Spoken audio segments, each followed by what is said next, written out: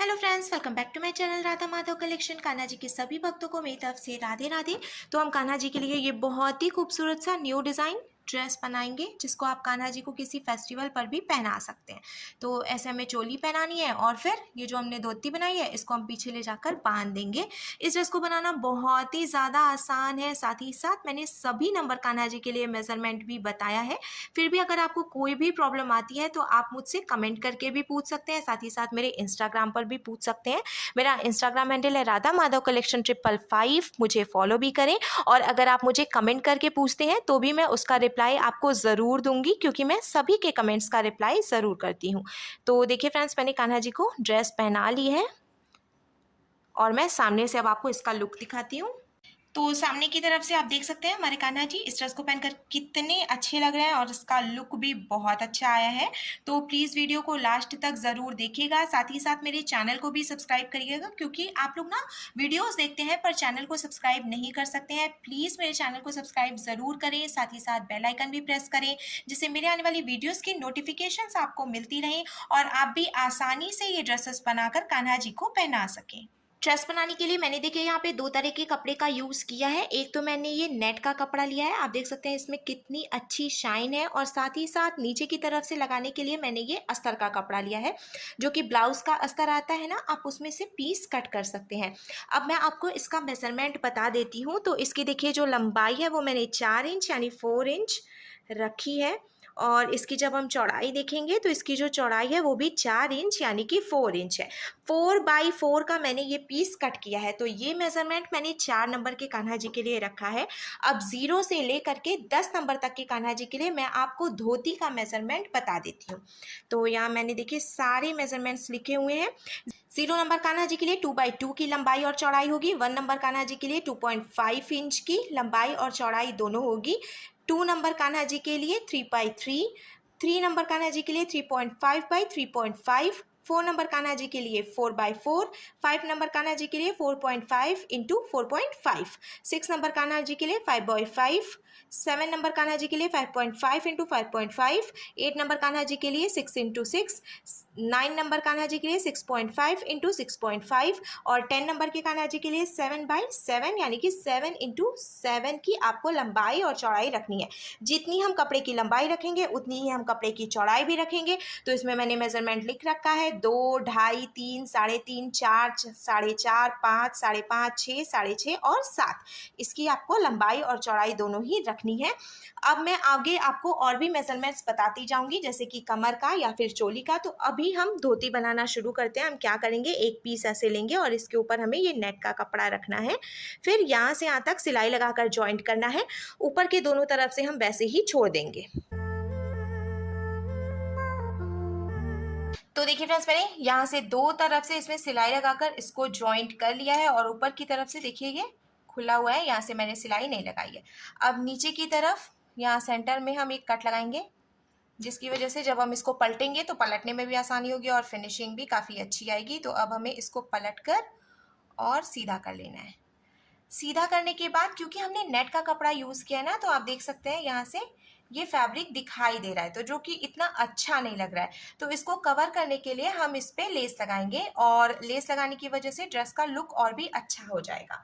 तो मैंने यहाँ पे ये गोल्डन कलर की लेस ले लिया। आप देख सकते हैं कितनी सुंदर लेस है। इसको हमें यहाँ से रखना है और यहाँ से यहाँ तक सिलाई लगाकर जॉइंट कर लेना है।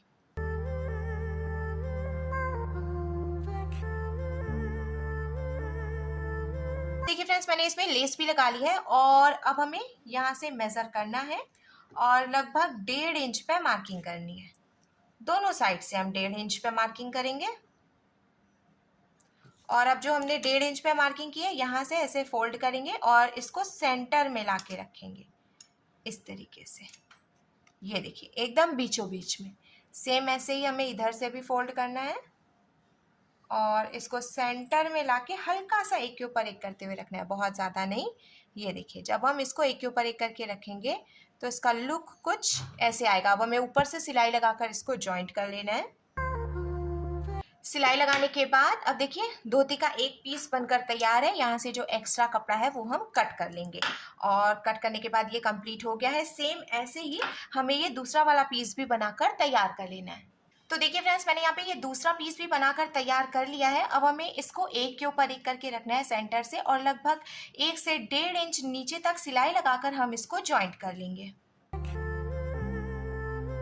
दोनों ही पीसेस को जॉइंट करने के बाद अब मैं आपको कमर का मेजरमेंट बताती हूँ। तो कमर की जो टोटल चौड़ाई है वो मैंने देखिए 5 इंच यानी कि 5 इंच रखी है, क्योंकि ये जो ड्रेस है वो मैं 4 नंबर के कान्हा जी के लिए बना रही हूँ। तो अब 0 से लेकर के 10 नंबर तक के कान्हा जी के लिए मैं आपको कमर का मेजरमेंट बताती हूँ। 0 नंबर कान्हा जी के लिए 3 इंच की कमर की चौड़ाई होगी, 1 नंबर के लिए 3.5, 2 नंबर कान्हा जी के लिए 4 इंच, 3 नंबर कान्हा जी के लिए 4.5 इंच, 4 नंबर कान्हा जी के लिए 5 इंच, 5 नंबर कान्हा जी के लिए 5.5 इंच, 6 नंबर कान्हा जी के लिए 6 इंच, 7 नंबर कान्हा जी के लिए 6.5 इंच, 8 नंबर कान्हा जी के लिए 7 इंच, 9 नंबर कान्हा जी के लिए 7.5 इंच और 10 नंबर के कान्हा जी के लिए 8 इंच की आपको कमर की टोटल चौड़ाई रखनी है। तो मैं पास से दिखाती हूँ, जिसे आप चाहें तो इसका स्क्रीनशॉट भी ले सकते हैं और किसी भी नंबर के कान्हा जी के लिए ये ड्रेस बनाकर उन्हें पहना सकते हैं।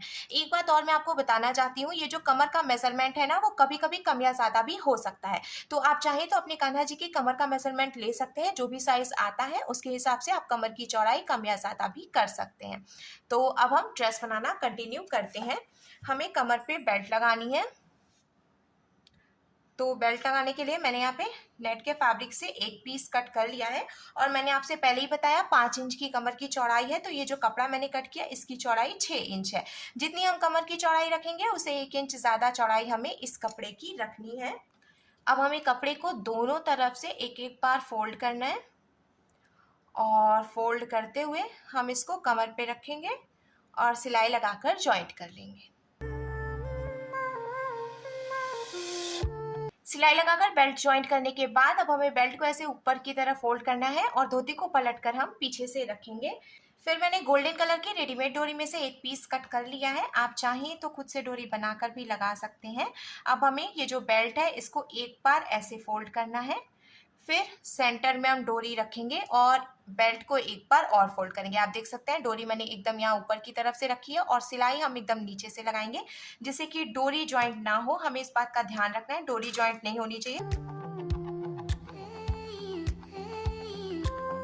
तो देखिए फ्रेंड्स, मैंने एकदम नीचे से सिलाई लगाई है, जिससे डोरी जॉइंट नहीं हुई है। इसको हम इजीली इधर उधर खिसका सकते हैं। डोरी जॉइंट हो जाएगी तो कान्हा जी को ड्रेस पहनाने में दिक्कत आएगी और आप लोग बोलेंगे कि फिटिंग सही नहीं आ रही है। तो इसीलिए ध्यान रखें कि डोरी जॉइंट ना हो, जिससे आप कान्हा जी की कमर के हिसाब से इसको फैलाकर या फिर इकट्ठा करके छोटा या बड़ा कर सकें।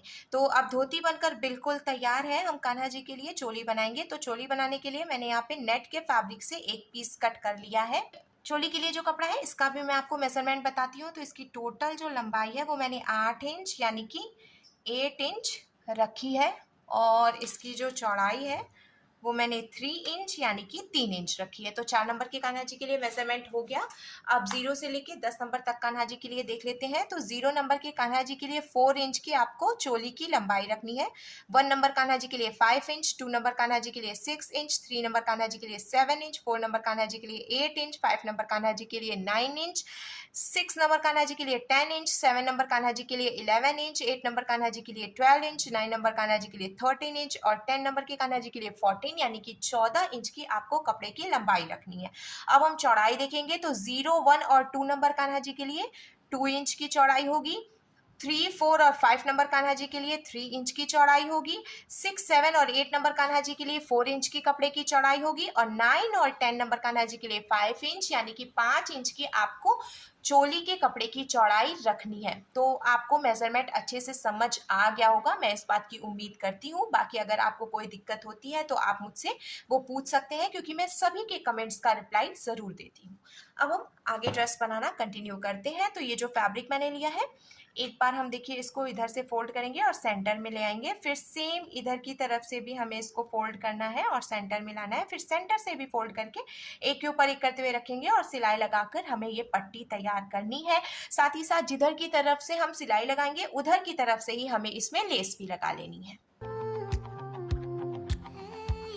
मैंने देखिए लेस लगाकर पट्टी तैयार कर ली। अब हम इसको पलट कर पीछे की तरफ से रखेंगे। एक बार हमें ऐसे फोल्ड करना है, फिर एक बार हमें ऐसे फोल्ड करना है।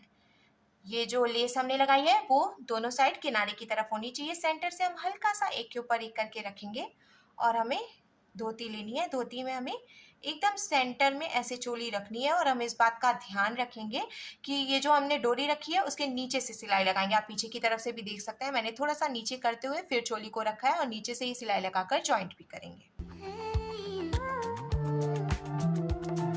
सिलाई लगाकर जॉइंट करने के बाद अब देखिए ड्रेस बनकर बिल्कुल तैयार है और इसका लुक भी बहुत अच्छा है। साथ ही साथ नीचे से सिलाई लगाई है तो डोरी अभी भी जॉइंट नहीं हुई है।